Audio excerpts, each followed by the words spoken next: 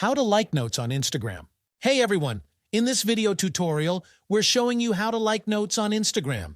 Instagram notes are a relatively new feature that allows you to share short text updates with your followers. So to like notes on Instagram, first, open the Instagram app on your phone.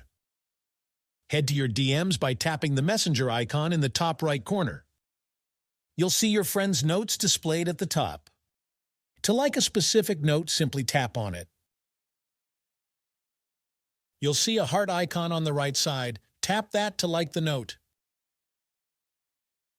There is another way to like Instagram notes. Go back to your DMs.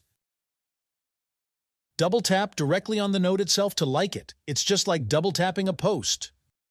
Only the person who shared the note can see that you liked it. And this is how to like notes on Instagram.